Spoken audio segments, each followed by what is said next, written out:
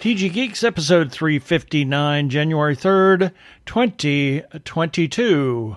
Mes amis, the world of Carmen.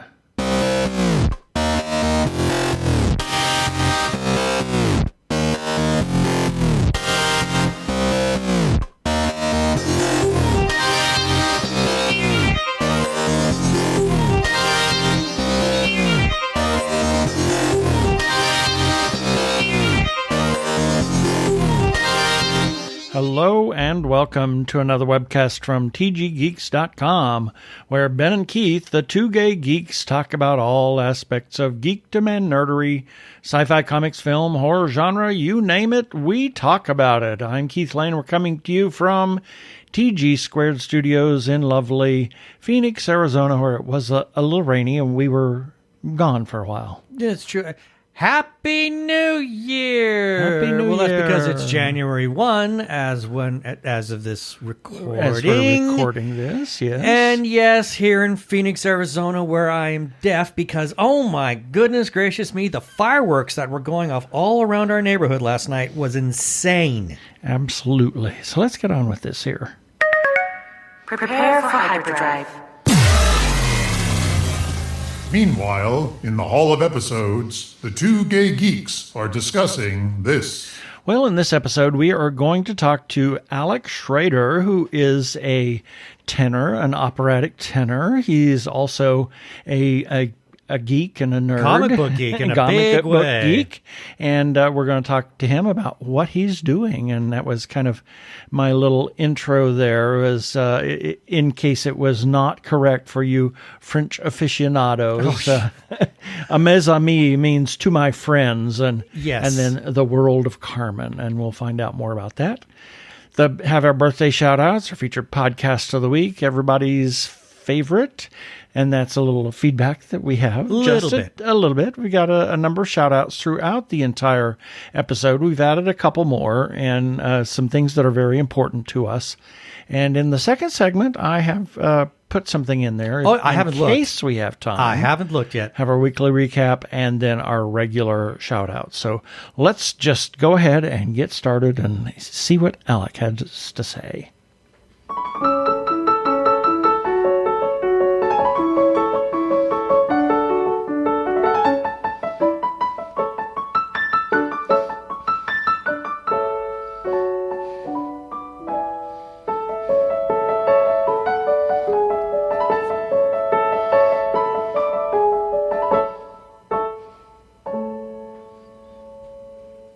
And we welcome to our show Mr. Alek Shrader, who is an opera singer and among other things. Welcome to the show, Alek.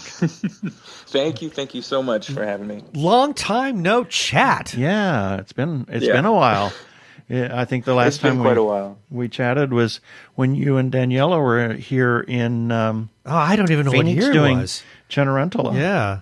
So It was 1986, I think. Yes, we were 86. Oh my God. oh my Lord! You Wow. were like what, 4?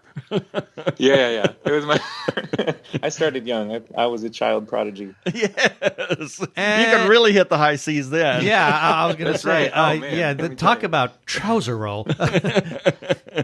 Short pants roll. In this at that case, it's point. a skirt roll because you're singing the soprano part. There we go. That's right. Anyway, for those that don't know who you are, can you give us like the elevator pitch of your life and what got you into the music world and opera, and then kind of segue into not what the project is, but what you're creating right now, and then we'll talk specifically about that project because it's opera related, but it's not singing. So Yeah. So I mean, I was joking. It wasn't 1986. It was, what was it? 2000 and now I have to know. 2017 maybe? 2018? 15, No. 17. Yeah, I don't know. It was So- who knows. Too long ago. Yeah. But I really was a child of the opera. Both of my parents were opera singers for much of my childhood, and then they eventually became teachers and administrators and conductors and composers, and continue to be operatically adjacent. Yes. And so I followed in the family footsteps, somewhat reluctantly, if I'm being totally honest. I wanted to have a rock band and do other, stuff. Right. What teenager doesn't, Yeah, right. Well, you had the voice for being David Coverdale. Well, unfortunately or fortunately, the feedback I got was more encouraging in the classical music than my rock band in Alva, Oklahoma. So, my God! I didn't know you were from Alva. Holy moly! Yeah, because Keith's from Muskogee. I'm from Muskogee, so that's right. There we go. So you know what I'm talking about. The Oklahoma connection is just becoming a little bit too freakish for this podcast. Opera? What's that? The Grand Ole? Oh my! The Grand Ole Opera. That's right. Exactly. Isn't there a Phantom in that? Yeah. Yes. Phantom of the Grand Ole Opera. Oh my Lord! Hey, that's a good project right there. There we That's go. got legs. Yeah, Hootenanny of the night.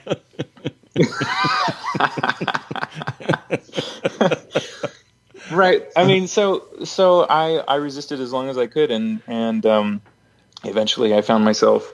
I got like 4th place at the Nats competition or something like that, and I just sort of started pursuing that a little more seriously, like a little bit at a time, incrementally, and finally found myself in college for classical singing, and that became a career, especially after I won that competition that the Met does every year, and I was lucky enough to be featured on the DVD Yes. Of their documentary that they were happening to make while I was there. Which is how you came really to our attention. Exactly.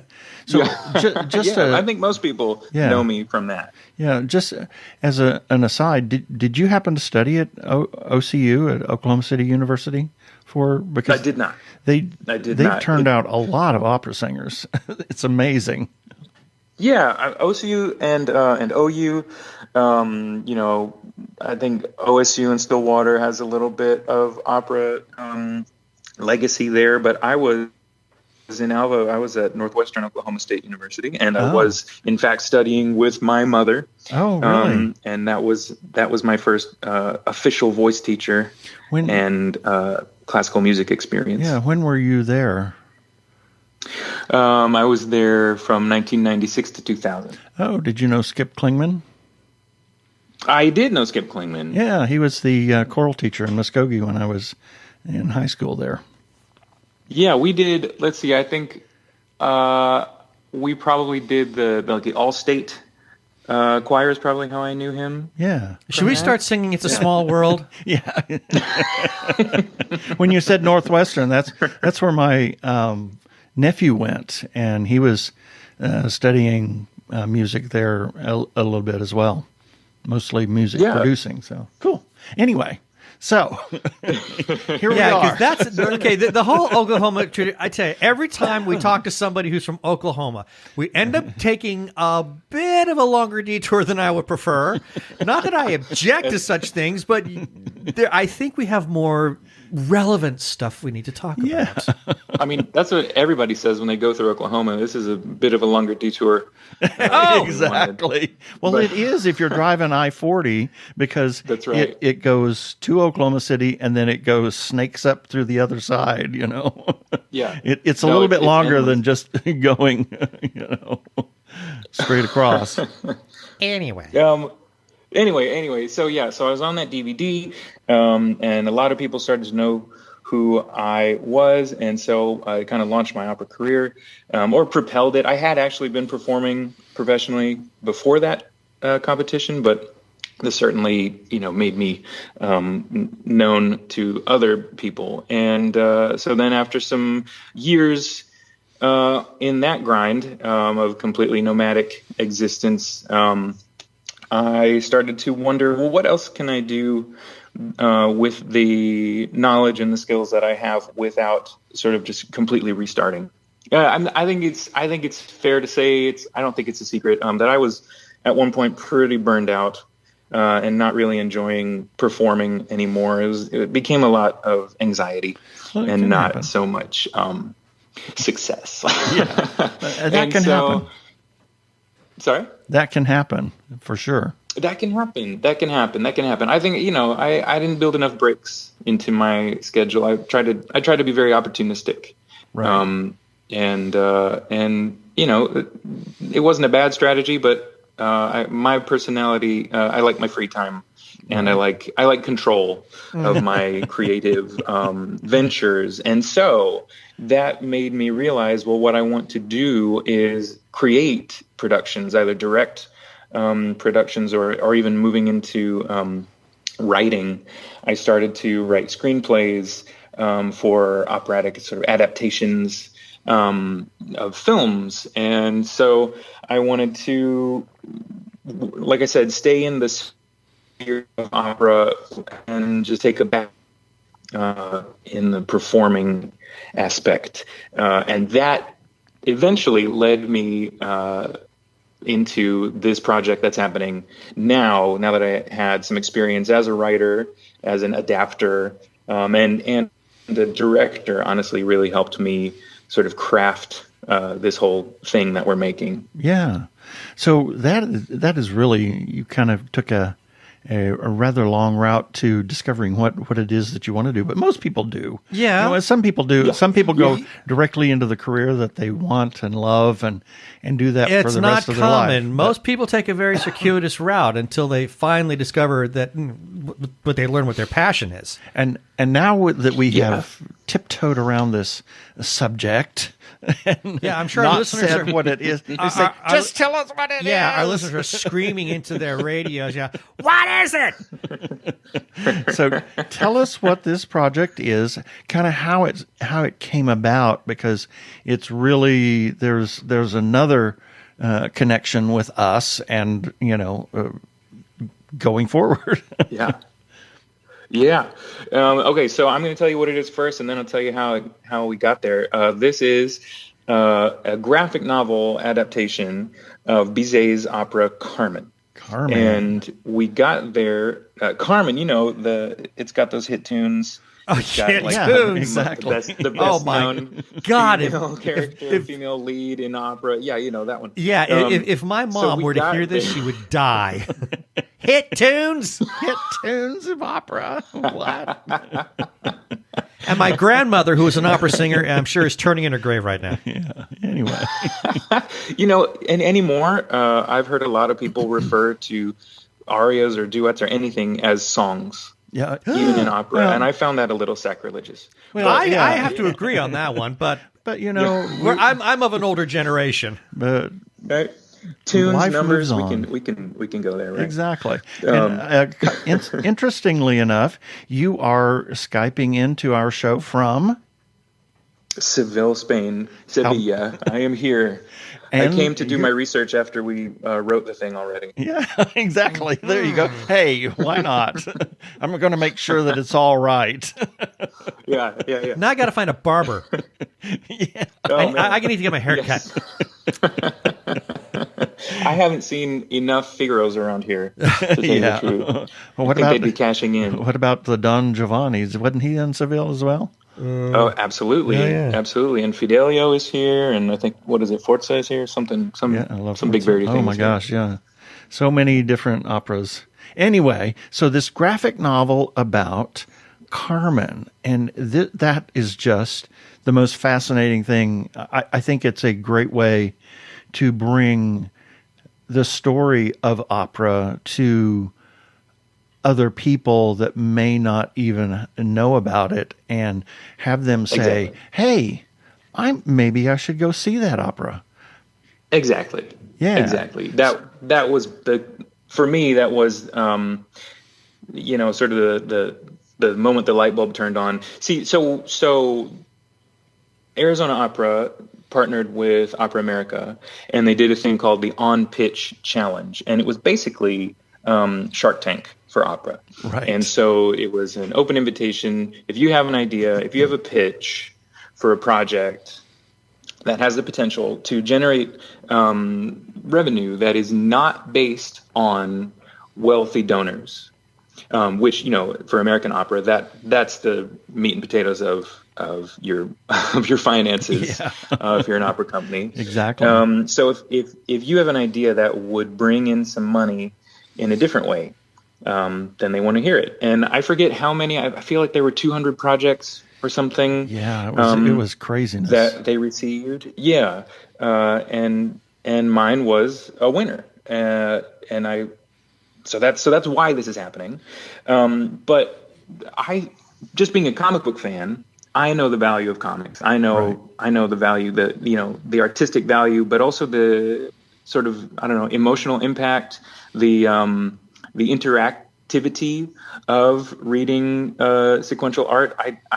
I know all that firsthand. Right. And so to me, not only did it solve potentially the problem of how can we raise more money, but it also solves the problem of how can we get our story out to an audience that is potentially not interested. Right. And they don't know that they should be interested. They don't know that opera can talk to them, in the ways that they enjoy, like comics, for example, or movies, or other ways of communication.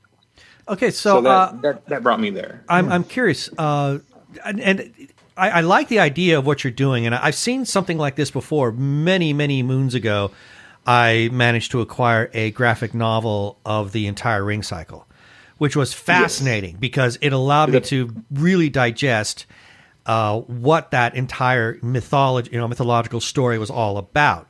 Was that Gil Kane and Bob Layton? I can't remember. Probably. I think it was. Was it DC? I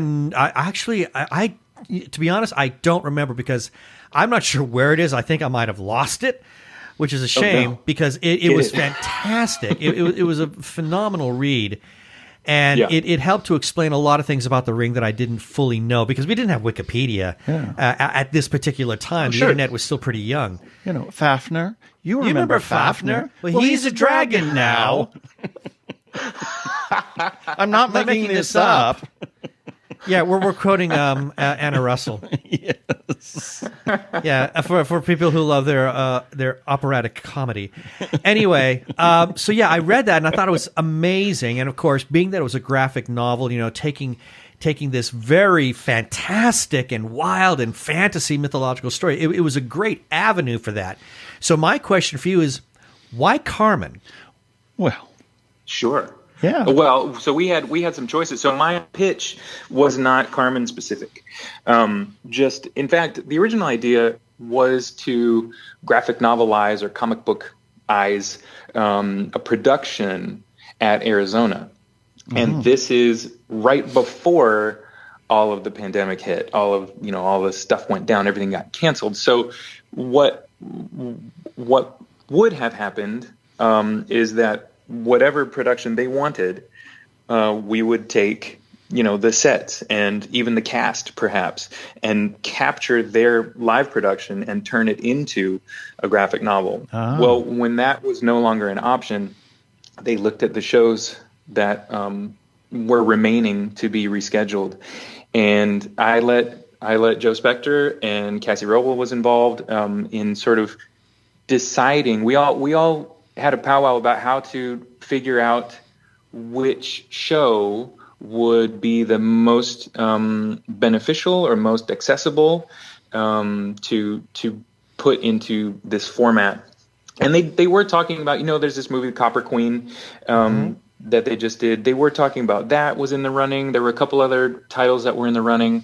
But what it came down to is that Carmen is, just the best known, the most popular warhorse of that list. Yeah. And this would be the most sort of useful to gathering a new audience. This would be not only useful to the local audience, but maybe the national and even the global audience. And on top of that, it's never been done before in this way, right. Published as a graphic novel, that's created by an opera person, that's published and released by an opera company, at least not in recent memory, or to the success that, for example, Bob Layton and Gil Kane's Ring Cycle, or even P. Craig Russell's, many opera adaptations. Nothing was released that was ever that successful. I think English National Opera, is who did it. They actually did do a graphic novel of Carmen, which I discovered again after I had said no one's ever done this before. Right. And then I found one.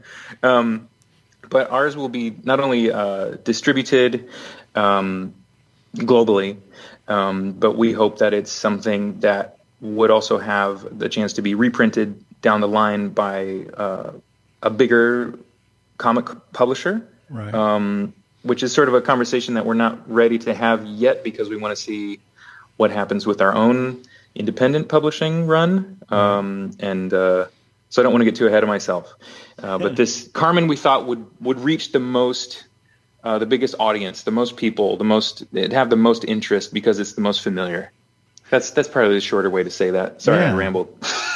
It really is. It's amazing that it is the most popular opera and most performed opera out there. I think simply because it does have a lot of hit tunes. Well, it's crossed over into pop culture through so many means, and this is going to sound silly, but children, at least of my generation, and Keith's generation, we were sort of raised on that in really weird ways. Well, and then especially with Carmen Jones as well. Well, yeah, that's true. Dorothy Dandridge and my God, it was Marilyn Horne singing. Yeah, that's right. And that the big aria that Carmen sings. Da, da, da, da, da, da, da, That's right. I mean, it has actually. That from Carmen?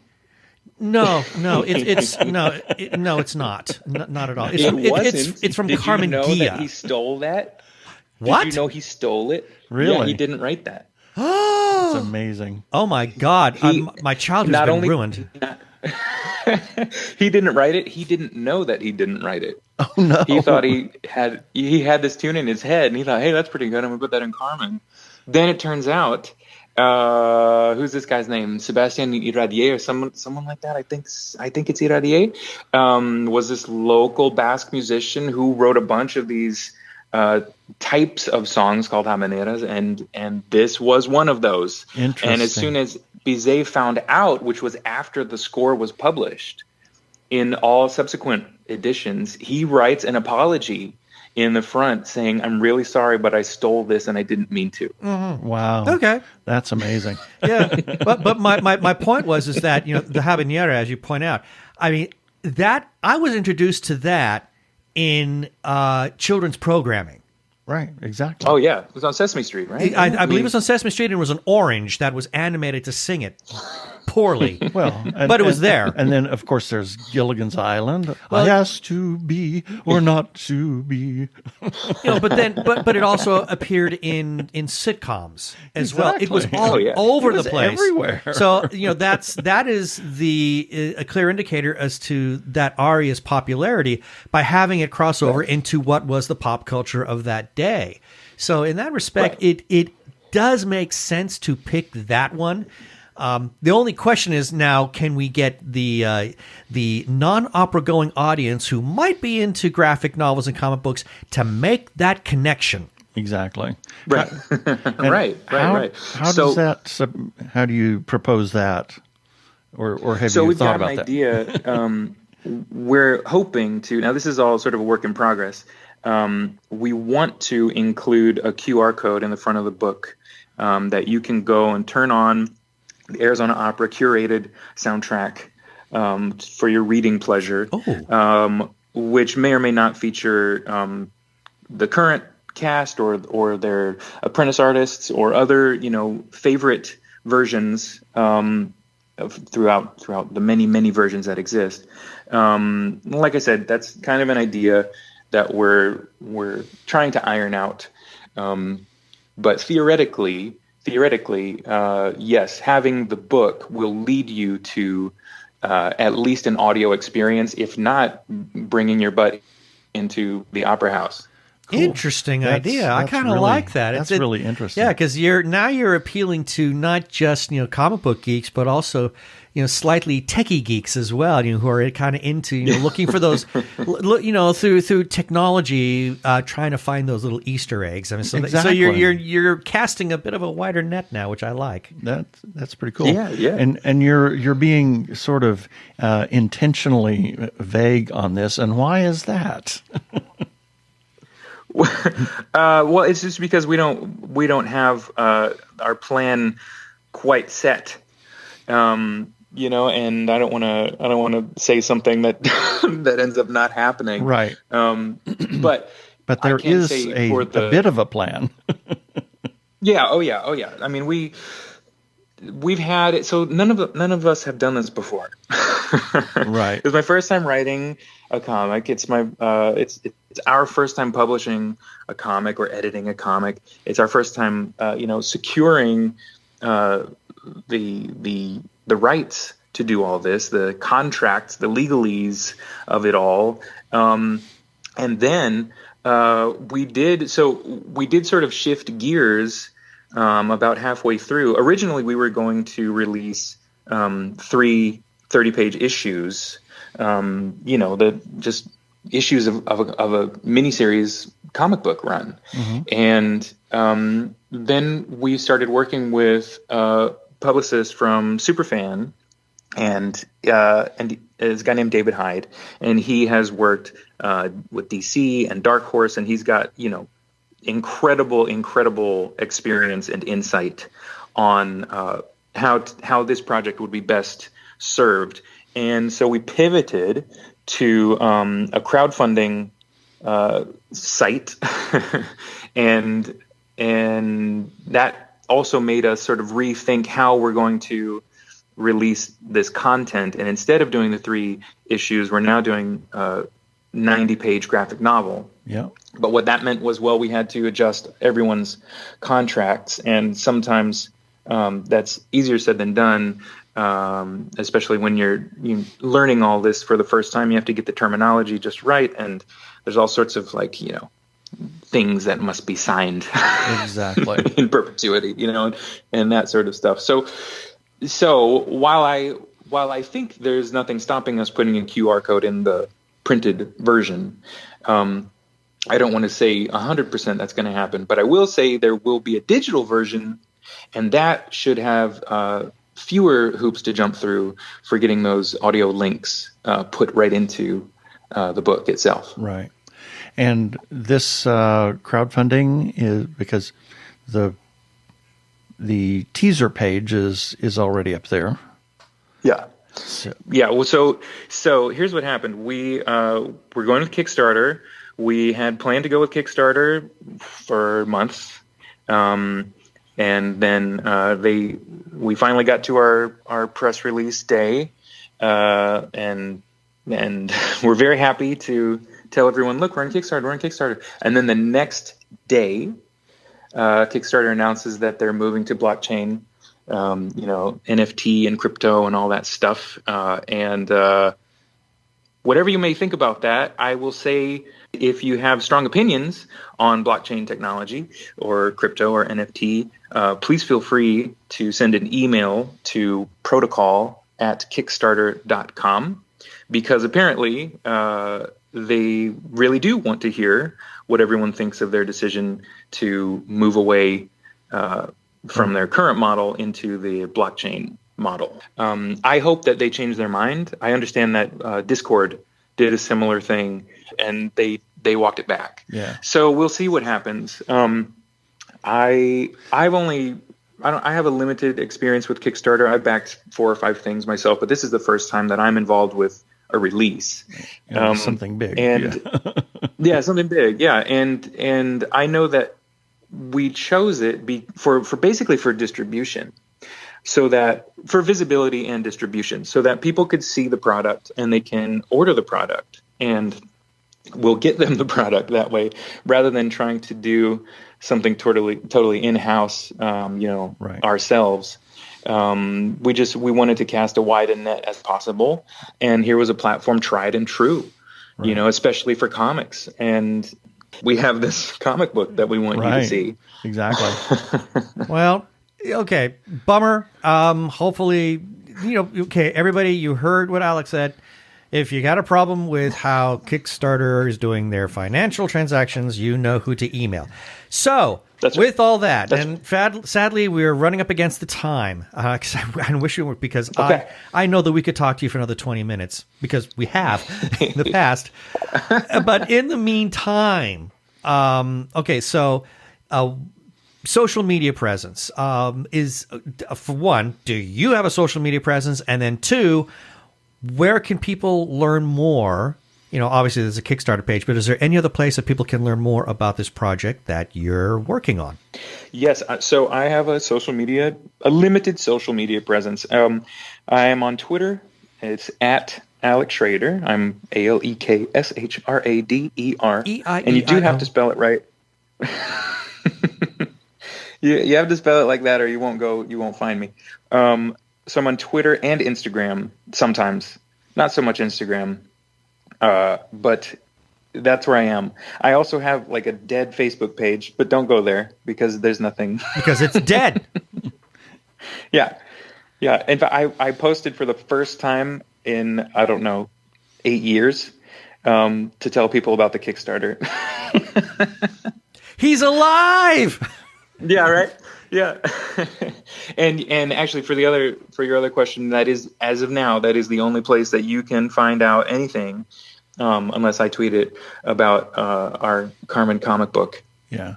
Now, Arizona Opera has a Twitter page at AZ Opera, and the Kickstarter, if you want to be notified when it launches, there is a notify me on launch. Click on hyperlink.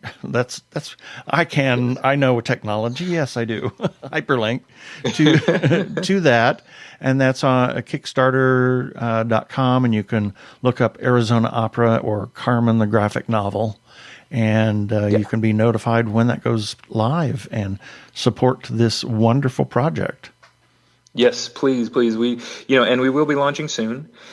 And I'm so excited and lucky to be a part of this thing. I grew up reading comics, and I have long preferred the graphic novel to the prose one.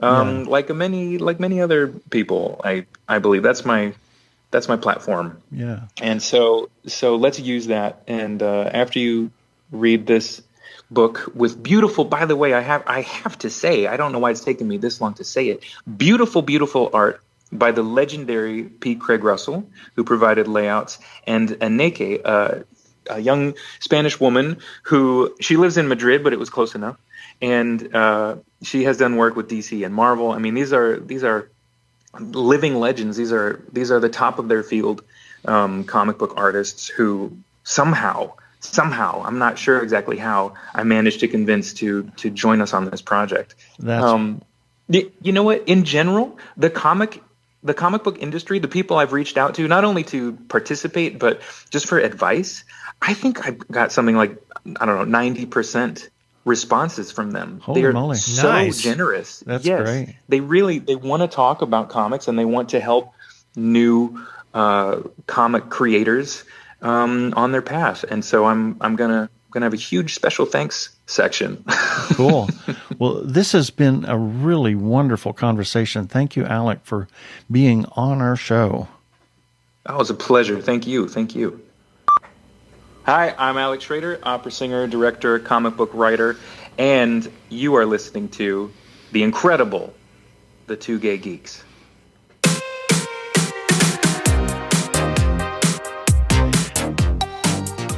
And yes, I got to play that this as we were vacationing with my family. Oh, yes. I got to play it for everybody. A lot of that. Yeah, you so did. that they could listen to it as well. Yeah. Yes. I know. I was there. I know. That's why I kept playing it. Mm-hmm. Here's a few selected birthdays for January 3rd through January 9th, 2022. Oh, my Lord. January 3rd, J.R.R. Tolkien. Oh my gosh. Okay. Where do you want to start? Yeah, really. The writer of The Lord of the Rings, The Silmarillion, a bunch of short stories, The Hobbit. Lots of short stories that tie into the overall Middle Earth myth. Middle Mirth? Yeah, the Middle Mirth. Yeah. Yes. And it's nice that I'm sort of in the middle of my Lord of the Rings annual rewatch right now. Yes, I've been watching you at work, you listening to that, and there you are, you watching all of the appendant pieces as well. Yeah, including all the bonus material. Exactly. And then we have George Martin, a producer, and some say he was the fifth Beatle. What an incredible influence on the Beatles. Oh, yes. Oh, my gosh. And played a big, he helped, I think, with the remastering of the music, the Beatles music, when it was decided to create a Cirque du Soleil show. And I've got that soundtrack to that show, and what his role as far as how he put that Beatles catalog together for that show is amazing. Yep. And then we have Victor Borge, good grief. Danish funny man. Quite. Concert pianist, a fabulous pianist.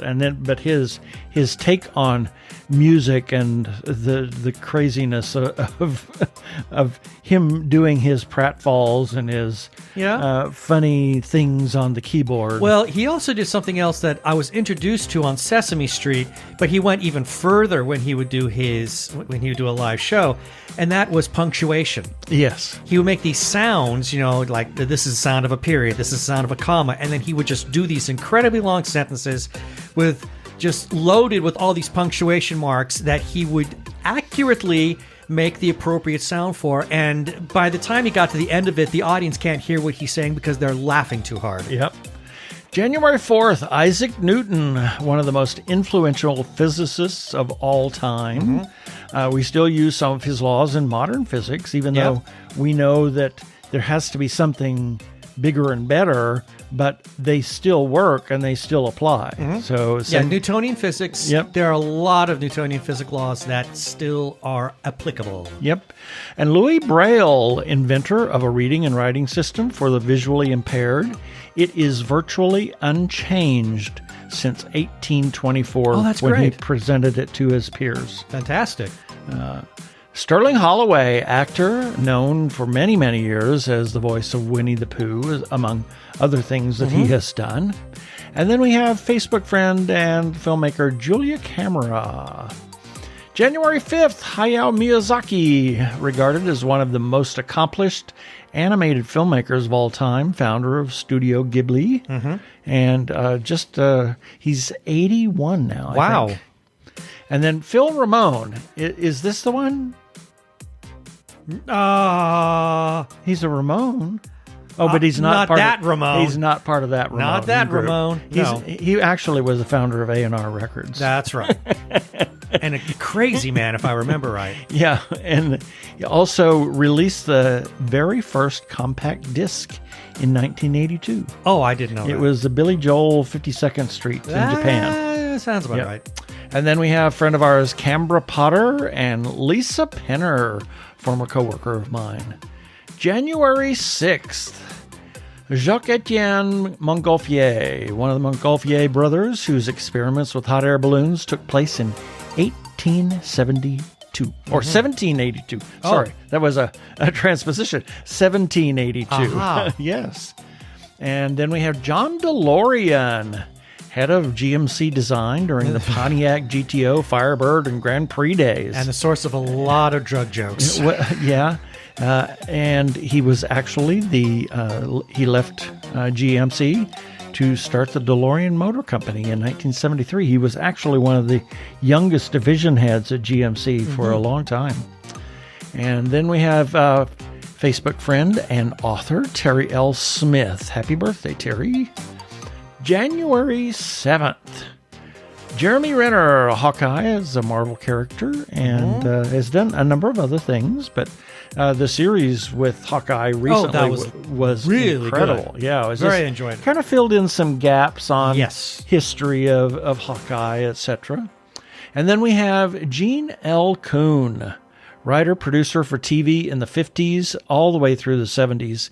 He died in 1973 of throat cancer and lung cancer. Oh, terrible. Just a week after he was diagnosed. Oh, It was wow. just- yeah. Well, he apparently he'd had it for a long time, and part of it was the Nevada test site. He was there at the Nevada test site. Oh, and so was many people who a were there. Smoker beyond belief. Okay, so insult to injury. Yep, and he wrote 13 Star Trek episodes and was the producer on 33 episodes. Yes, He and was- a lot of the episodes that he helped write were amazing. Yep. He created the Klingons and the Prime Directive for Star Trek. Oh, well, there it is. Those two big things. And then we have a friend of ours and contributor and just all-around good guy, Hamish Downey. Happy birthday, Happy birthday. Hamish. And Millie Mahoney Delaquila, a friend of ours, Brendan's sister, who is turning 62 just a few days before I am. Wow. Okay, then. Happy birthday, Millie. Yep. January 8th, David Bowie, singer-songwriter, way ahead of his time and master of reinvention, left us way too soon. And we're coming up on the anniversary of his Yep. passing. Exactly. I think he died just before his birthday. He did. Just a It was couple like of days. the first a day week yeah. of January. We lost so many people that year. Was it 2019? It was craziness. 2018, 2019? Yeah. It was awful when we lost him. Yep. Stephen Hawking, one of the greatest theoretical physicists, right up there with Newton. A lot of his things, I mean, he postulated and proved black holes, and now Hawking radiation, which has become a big thing. Very big thing. And just the things that he came up with. It's amazing. And January 9th, Bob Denver is John Denver's brother. It's a fact. He was actually his twin brother born like 9 days later. Right. No, he was Gilligan on Gilligan's Island and then made the rounds of all the TV shows in the 70s and the 80s and did this and that and the other. I almost met him. Really? Almost. Well, he was living in Princeton, West Virginia at the time I was doing some missionary work, which I don't like to talk about too much. But I went by his house, and he was not home. But I was told by all the neighbors that he lived there, and he loved accepting walk-up guests. Oh, cool. It's interesting. And then Rudolph Bing, impresario, general manager of the Met from 1950 to 1972. Supervised the move from the old Opera House to Lincoln Center and had a rather stormy relationship with Maria Callas. He had a stormy relationship with a number of people. Yeah, I think he and Maria Callas were just two hardheads. So. Well, okay, so let's be real. Now, Rudolph Bing had stormy relationships with a number of sopranos. Maria Callas had stormy relationships with everybody. Well, this is true. So there it is. There it is. And that's it for the birthdays this time.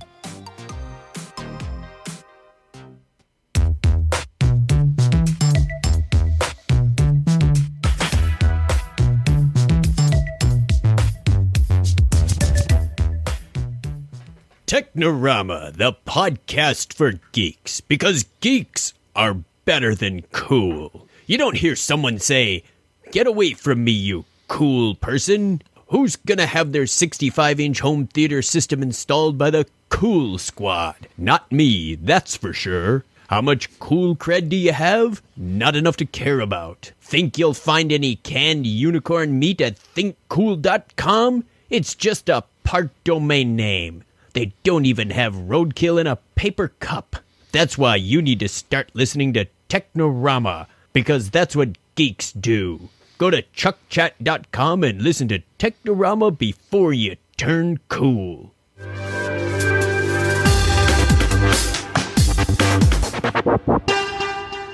Go give a listen to our friends Chuck and Craig over at Technorama Podcast. I'm Daniel Radcliffe, and I believe that reaching out for help is the bravest thing a person can do.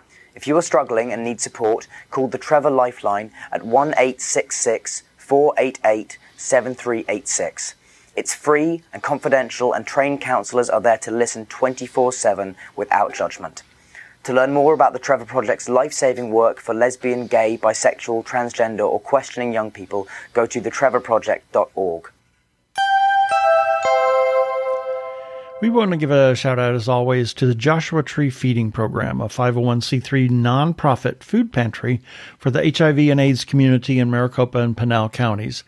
They set up everything just like a store so that the clients can come in and choose the food that they prefer, and it empowers them to take only what they want and no food is wasted.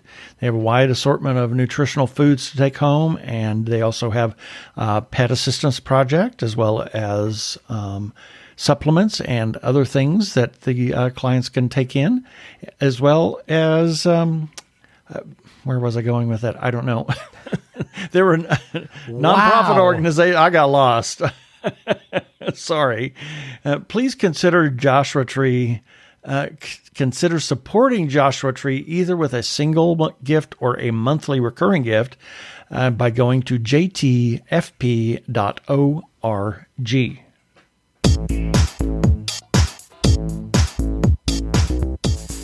Yes, it's time for our feedback, and these are comments that we received in response to articles that we ran on our website, or even the episodes that we ran on our website at tggeeks.com. And the links for each of these will be found in the show notes for this episode number 359 on our website, tggeeks.com. Starting with, regarding Hamish Downey's Christmas playlist part 2, Hamish added his own comment. I do hope that people enjoy them. Moving on, regarding Ben's breakdown, Mad About You, the episode Giblets for Murray, got a comment from our very, very dear friend, and I say old friend because I've known her longer than anybody else in my life, Corey Lynn Nelson. She says, Mad About You was a great madcap show, 2 great stars in the making. It's good comedy when people are trying their best among Murphy's Law, or should we say Murray's Law of Chaos, and the hijinks ensured. Well played, Corey. Yes. And we close it off regarding TG Geeks episode number 355, where we interviewed filmmaker Michael Siebold, and we got a comment from Michael saying, thanks again for having me on your show. If you want to leave a comment on anything that we publish, whether it be one of our episodes or one of our articles, you can do that on our Facebook page, Twitter, Instagram, or directly on our website.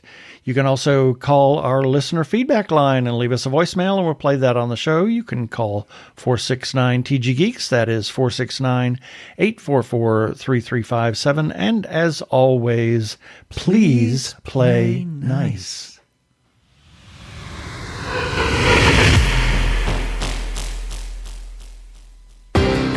For more than 2 decades, Judy and Dennis Shepard have honored their son Matt by working to erase hate around the world.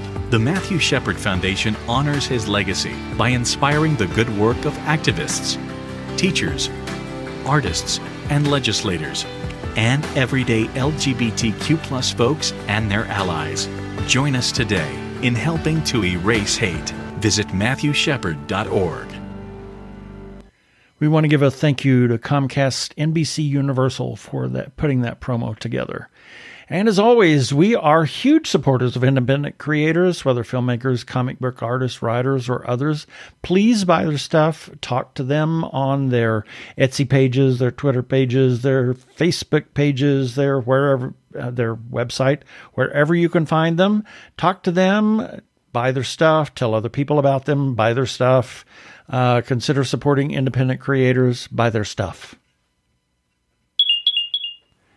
If you are trans or are questioning your gender identity, and if you are in crisis or are feeling isolated and need someone to talk to, or you know of someone in a similar situation, there is a special hotline just for you.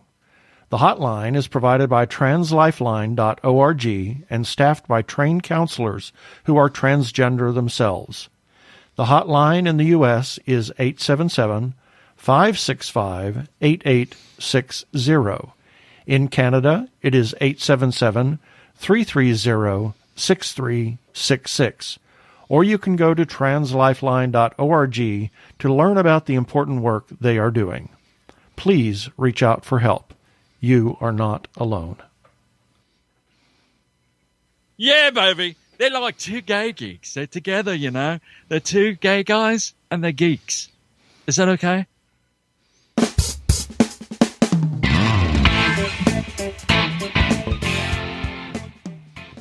We have just a moment. That we can talk about Star Trek Discovery in the most recent episode. It was just incredible. Well, the whole season so far has been incredible. This has been like the best content of Star Trek I've seen in forever. But holy smokes, that last episode. Yep, absolutely. It was just, I don't want to give anything away, but it really affected us. And it was a very important episode. Mm-hmm. And that's one of the reasons that we are running a couple of additional promos, one for the Matthew Shepard Foundation, one that we're going to run here just momentarily.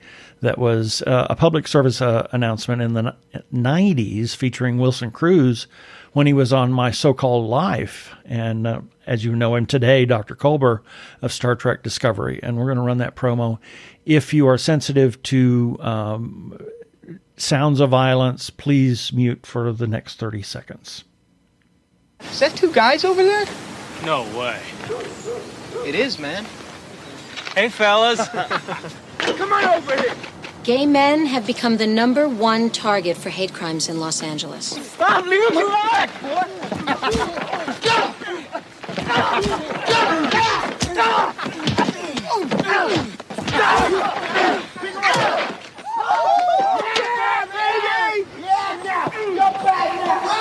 Gay bashing is a crime, a hate crime. And like AIDS, hate doesn't discriminate. It can attack anyone. So if you think that gay bashing proves how bad you are, I mean, think again, guys.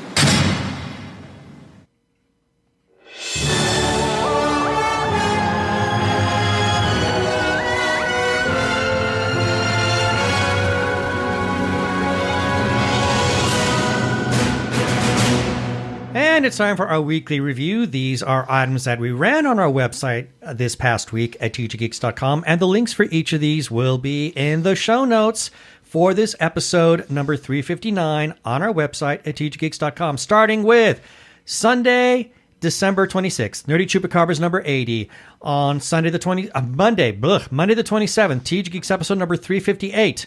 On Tuesday, the 28th, Ben's Holiday Breakdown. The Perfect Wedding is the Perfect Holiday Love Story. On Wednesday, the 29th, Ben's Holiday Breakdown. There is nothing special about the Star Wars Holiday Special. On Thursday, the 30th, Andrea's Holiday Angle.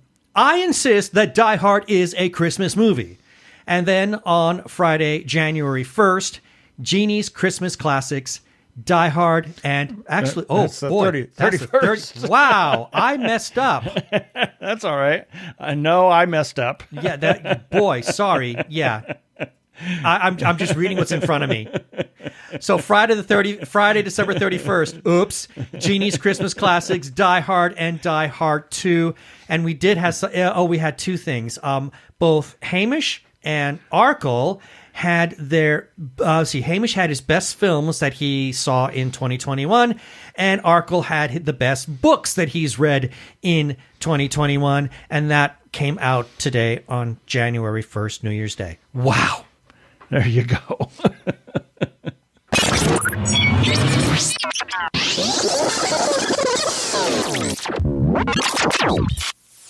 I take no responsibility for how badly that thing went.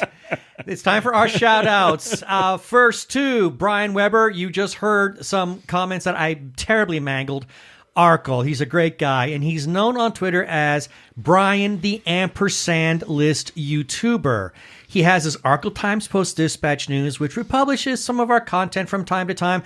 To find the Post-Dispatch News, you need to find Brian the Ampersand List YouTuber on Twitter, and you do that by searching for Geek of All Trades. That is the number, that's G33KOFALLTRADES. And while you're looking for all things Arkle, go to YouTube. He's got his Arkle Studios there. He has a number of projects, his Shameless Cash Grab series, which is Yay in Season 7, as well as Rants vs. Zombies. Yes, it's over, but the episodes are still there that you can listen to. He also has Arkle Tier Ranks, game videos of Trick and Treat, as well as Star Trek Online. And we may have him on the show here real soon. We just might. We also must give some shout-outs to a couple of Facebook groups for allowing us to post our episodes and relevant articles on their pages. First, to Gay Geeks After Hours. We got to give their moderators big thanks for saying that we could share away our content. Their URL is facebook.com/group/Gay Geeks After Hours. And then to The Gay Geek for also allowing us to share our stuff there. And their URL is facebook.com/group/The Gay Geek. And as always, we give special thanks to their moderator, Jeremiah Reeves. Thank you, Jeremiah. Other places we can be found are Spotify, TuneIn, Stitcher, Amazon Podcasts, as well as where other fine podcasts can be found. Also, check us out on Sci-Fi Radio at 3 a.m. and 3 p.m. Pacific Time on Tuesdays for a replay of the show, and listen to their other content. They are a 24-hour geeky internet radio station. Please rate us and review us on iTunes, and don't forget to subscribe to our YouTube channel.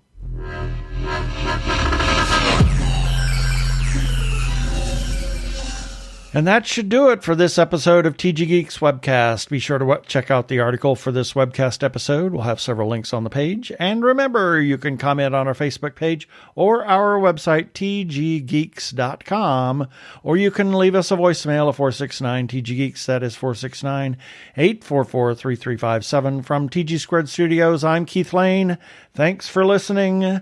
Please be kind to yourself and those around you. Stay safe, wear a mask, get vaccinated. Peace. Cheers.